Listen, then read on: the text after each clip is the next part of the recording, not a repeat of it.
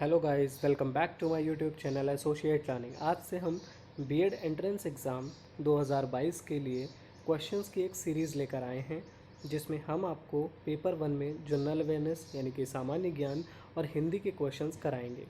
साथ ही पेपर 2 में general aptitude, जिसे सामान्य अभिरुचि परीक्षण कहा जाता है, उसके भी क्वेश्चंस कराएंगे।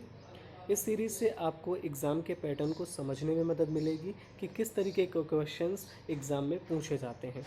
साथ ही साथ ये सीरीज़ लगभग 20 से 25 दिनों तक चलेगी, जिससे आपको एग्ज़ाम का पैटर्न समझ में आ सके, एग्ज़ाम में क्वेश्चंस का फ्रेम समझ में आ सके और एग्ज़ाम अच्छे मार्क्स से क्लियर हो सके। इसके बाद जब ये सीरीज़ ख़त्म हो जाएगी, उसके बाद हम टॉपिक वाइज पूरे सिलेबस को कंप्लीट करेंगे, ताकि एग्ज़ाम में हम 250 प्लस आसानी से स्कोर कर सकें और गवर्नमेंट कॉलेज में सीट भी अपनी फिक्स कर सकें। तो चलिए शुरू करते हैं। तो पहला क्वेश्चन क्या है, संविधान सभा का प्रथम अधिवेशन कहाँ हुआ था। तो हमें सबसे पहले याद रखना है कि संविधान सभा क्या होती है। भारत जब आज़ाद होने वाला था, उसके पहले अंग्रेजों ने ये शर्त रखी कि आप अपना संविधान पहले तैयार करें। तो संविधान तैयार करने के लिए एक संविधान सभा का गठन किया गया। संविधान सभा का गठन कब किया गया? संविधान सभा का गठन 1946 में किया गया। 1946 में गठन किया गया और इसकी पहली मीटिंग कब हुई? पहली मीटिंग हुई 9 दिसंबर 1946 में। दूसरी मीटिंग कब हुई? 11 दिसंबर को। तो ये दो मीटिंग्स इंपॉर्टेंट हैं, प्लस हमें ये याद रखना है कि संविधान सभा क्या थी और इसका प्रथम अधिवेशन कहाँ हुआ था। तो इसका प्रथम अधिवेशन कहाँ हुआ था? इसका प्रथम अधिवेशन हुआ था दिल्ली में।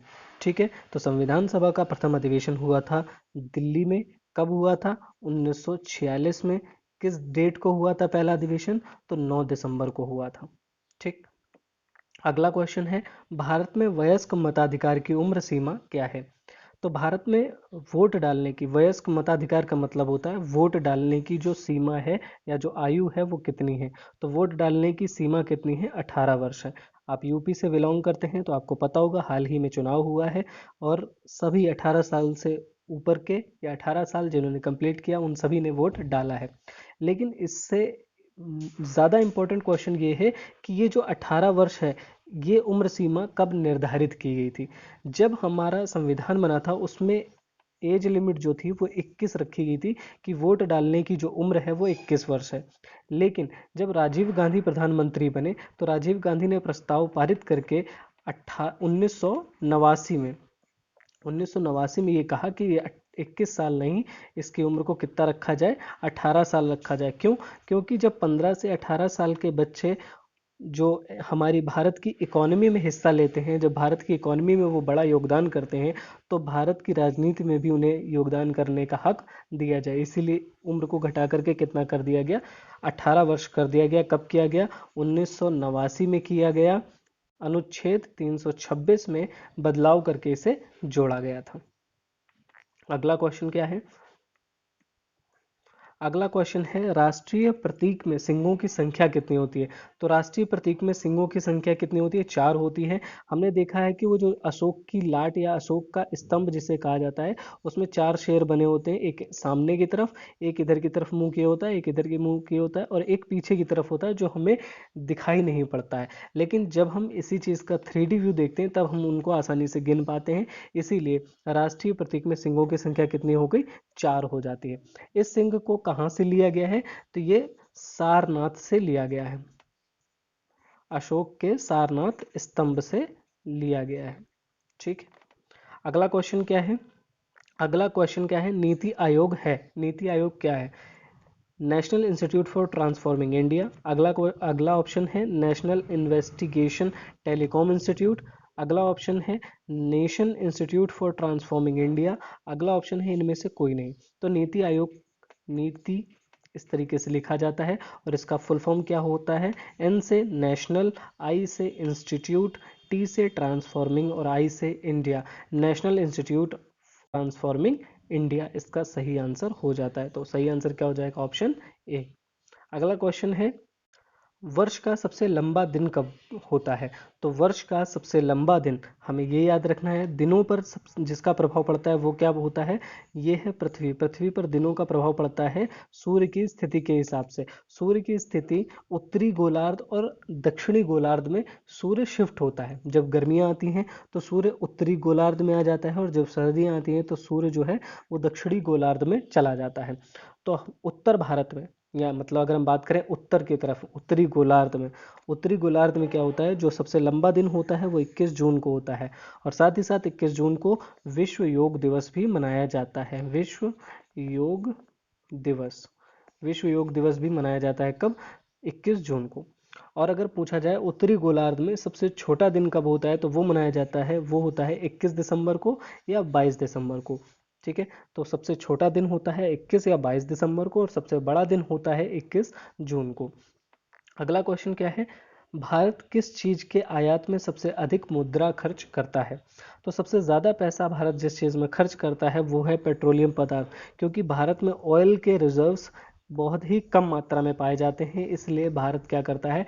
पेट्रोलियम का आयात बहुत भारी मात्रा में करता है। हालांकि सोना चांदी भी आयात करता है, हीरा भी आयात करता है, और मेडिसिन भी आयात करता है, लेकिन सबसे ज़्यादा जो आयात की जाने वाली वस्तु है वो है हमारा पेट्रोलियम। अगला क्वेश्चन क्या है? अगला क्वेश्चन है, विश्व का सबसे बड़ा द्वीप कौन सा है? तो विश्व का सबसे बड़ा द्वीप कौन सा है? ऑप्शन है Borneo, Borneo, Andaman Nicobar, Greenland या सिंगापुर। तो जो सबसे बड़ा द्वीप है वो है ग्रीनलैंड। ग्रीनलैंड सबसे बड़ा द्वीप है। और सबसे महत्वपूर्ण क्वेश्चन ये है कि ये ग्रीनलैंड किस देश के अंडर में आता है? तो ये ना ही अमेरिका के अंडर में है, ना ही ब्रिटेन के अंडर में है। ये जो ग्रीनलैंड है ये डेनमार्क कंट्री के अंतर्गत आता है। डेनमार्क पर इसका प्रभुत्व है, यानी कि सबसे बड़ा द्वीप कौन सा हो गया? ग्रीनलैंड हो गया। अगला क्वेश्चन है, SEZ का पूरा नाम क्या है? SEZ का पूरा नाम क्या है? SEZ क्या होता है? S का मतलब होता है स्पेशल, E से होता है इकोनॉमिक, और Z से होता है जोन। तो स्पेशल इकोनॉमिक जोन इसका आंसर हो जाएगा, तो बी ऑप्शन सही हो जाएगा। स्पेशल इकोनॉमिक जोन्स होते क्या हैं? कुछ ऐसे क्षेत्र जो कि आर्थिक दृष्टि से काफ़ी महत्वपूर्ण होते हैं। भारत सरकार इन क्षेत्रों में कई तरीके की छूट देती है, ताकि कंपनियां, जो विदेशी कंपनियां हैं, वो भारत में आए और अपना व्यापार यहाँ पर स्थापित कर सकें, ताकि उन्हें बहुत ज़्यादा छूट मिल जाती है। इसीलिए इन क्षेत्रों को स्पेशल इकोनॉमिक जोन घोषित किया जाता है। अगला क्वेश्चन क्या है? अगला क्वेश्चन है, विजयनगर किस नदी के किनारे बसा हुआ है? तो विजयनगर किस नदी के किनारे बसा हुआ है? तो इसका आंसर है तुंगभद्रा नदी के किनारे बसा हुआ है विजयनगर।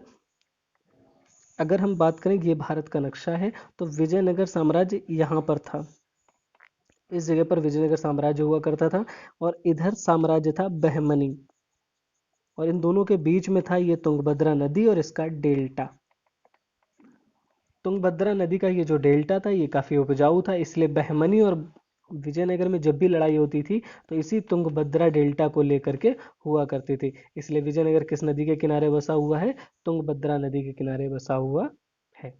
अगला क्वेश्चन है, WTO का मुख्यालय कहाँ है? WTO क्या है? इसका फुल फॉर्म है WTO का वर्ल्ड ट्रेड ऑर्गेनाइजेशन। ठीक है, वर्ल्ड ट्रेड ऑर्गेनाइजेशन, या हिंदी में इसे कहते हैं विश्व व्यापार संगठन। विश्व व्यापार संगठन इसे कहा जाता है। तो इसका मुख्यालय कहाँ है? इसका मुख्यालय है जिनेवा में।